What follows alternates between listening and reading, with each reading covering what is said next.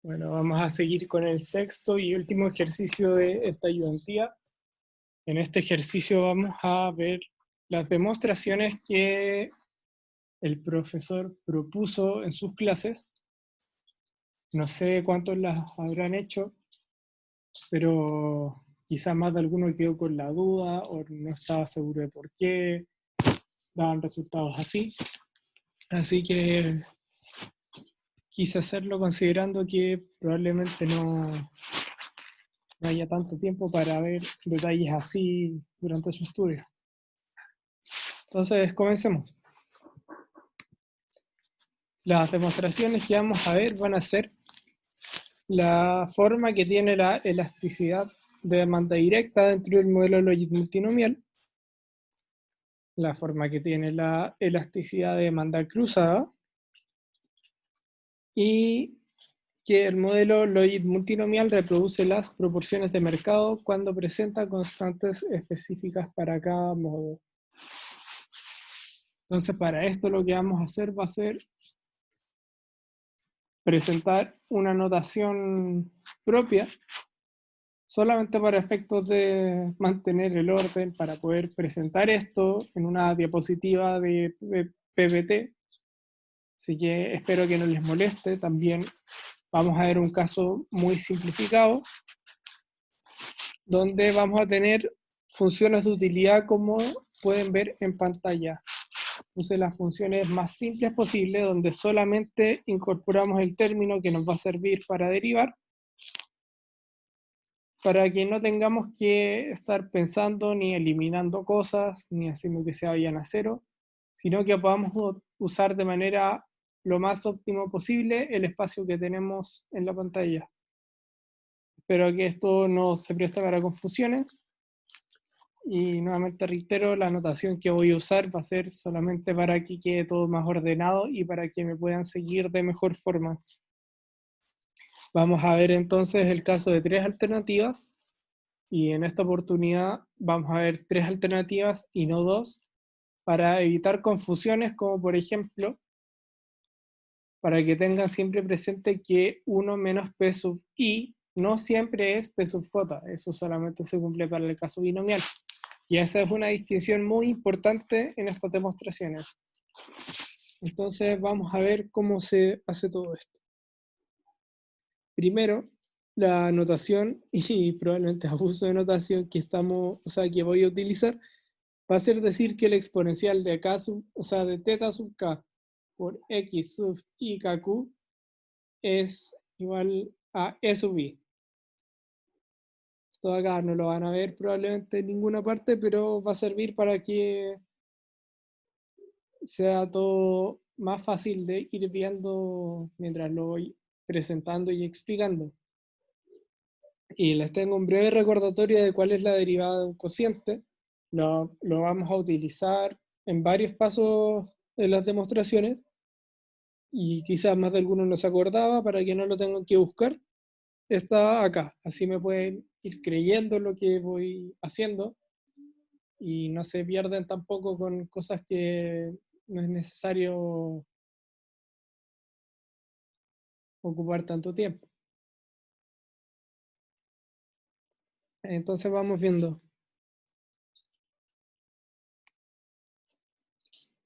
Con nuestra pequeña notación, P sub i q va a ser igual a E sub i dividido en E sub i más E sub j más E sub z. Por lo tanto, nuestra derivada parcial va a ser la derivada de este cociente.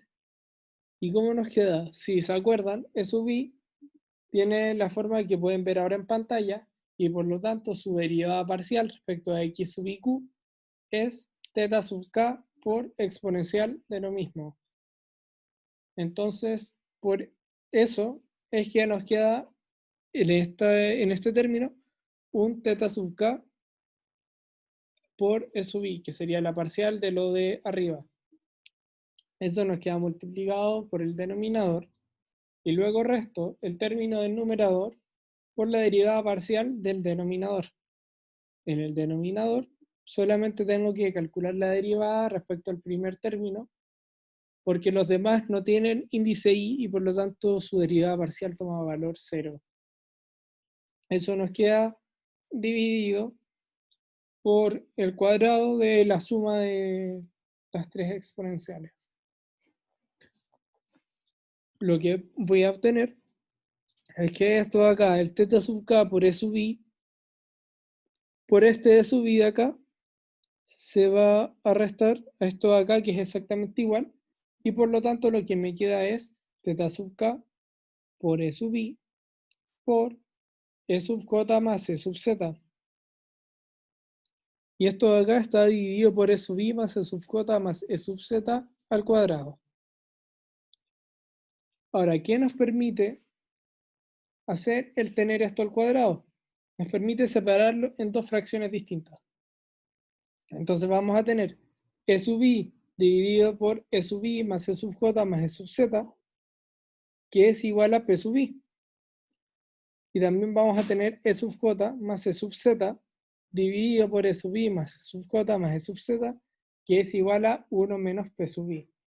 Y en este punto, por ejemplo, pueden ver lo importante que es tener tres términos en vez de dos, o sea, tres modos en vez de dos, porque si hubiésemos tenido solamente E sub j, hubiesen podido poner θ sub k por P sub i por P sub j, pero eso no estaría siempre correcto, sería solamente útil para el caso binomial, y la idea es que puedan ver esto de la forma menos confusa posible. Espero que puedan entender por qué, porque es un detalle importante en este caso. ¿Y qué vamos a hacer con esto?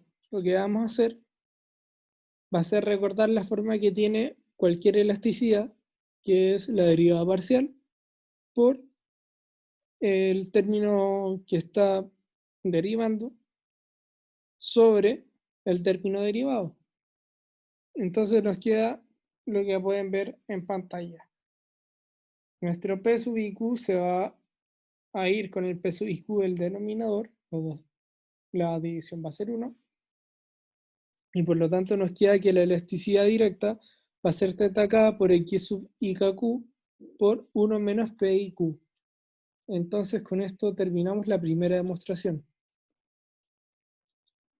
Y podemos pasar ahora a la demostración de la derivada cruzada, que va a ser muy parecida, solamente va a cambiar la derivada que vamos a hacer. Entonces, ¿qué nos queda con esta derivada? Nuestro numerador al derivarlo vamos a tener 0 y nos va a quedar E sub i por E sub j por θ sub k en negativo en el numerador. Y en el denominador vamos a tener lo mismo de antes, vamos a tener E sub i más E sub j más E sub z, todo eso al cuadrado.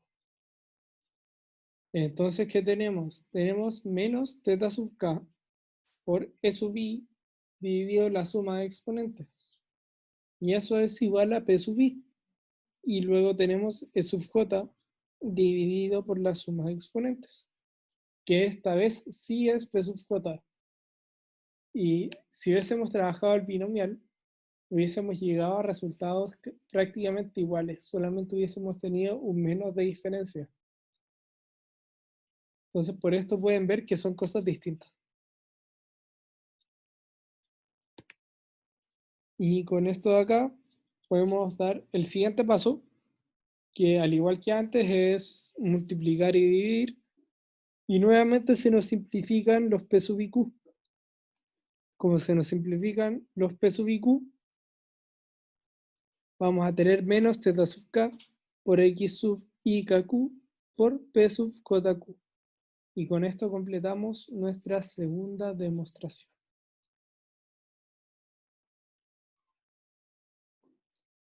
Y ahora vamos a pasar a la tercera.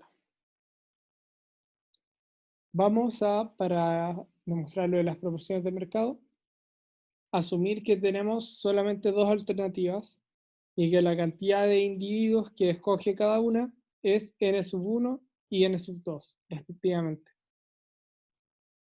Entonces ahora ya no estamos trabajando con las funciones de antes, estamos trabajando con funciones, primero, que sí tienen constantes, segundo, que conocemos cuántas personas, o sea, básicamente conocemos las proporciones de mercado.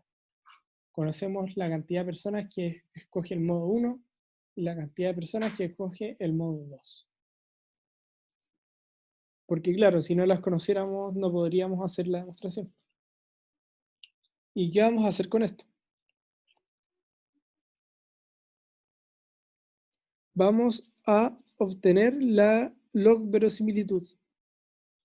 Si se acuerdan, la log verosimilitud estaba por n1, que es la cantidad de personas que escoge la alternativa 1, por el logaritmo natural de la probabilidad de que se escoja el modo 1, más n2 por el logaritmo natural de la probabilidad de que se escoja el modo 2. Y la probabilidad de que se escoja el modo 2, dado que estamos trabajando en un caso binomial, es 1 menos p sub 1. Ahora vamos a obtener la condición de optimalidad de la log verosimilitud respecto a la constante específica del modo 1. Podríamos trabajar con la del modo 2, sería exactamente igual, pero como ya escribí los términos en función del modo 1, voy a derivar respecto a este mismo. Entonces nos queda, si derivo parcialmente, n1 dividido por p sub 1, que es la derivada parcial del logaritmo, por, aplicamos regla de la cadena, la derivada parcial de lo que está dentro del logaritmo. Pero ya conocemos cuál es esta derivada parcial, porque es lo mismo que hicimos recién, pero para un término que ya no está multiplicado a algo. Entonces tenemos arriba escrito lo mismo que la diapositiva anterior, para que no nos perdamos. Tenemos nuestra derivada parcial. Tenemos e sub 1, que es el numerador, por e sub 2. Y esto acá lo vamos a dividir por e sub 1 más e sub 2 al cuadrado.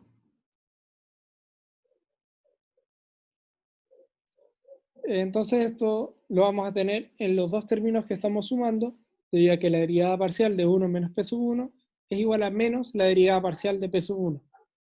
Sí, porque si se acuerdan, la derivada de una constante es 0. Y la derivada es una función, básicamente la derivada de 1 menos p sub 1 es derivada de 1 menos derivada de p sub 1. Sí, nos queda menos derivada de p sub 1.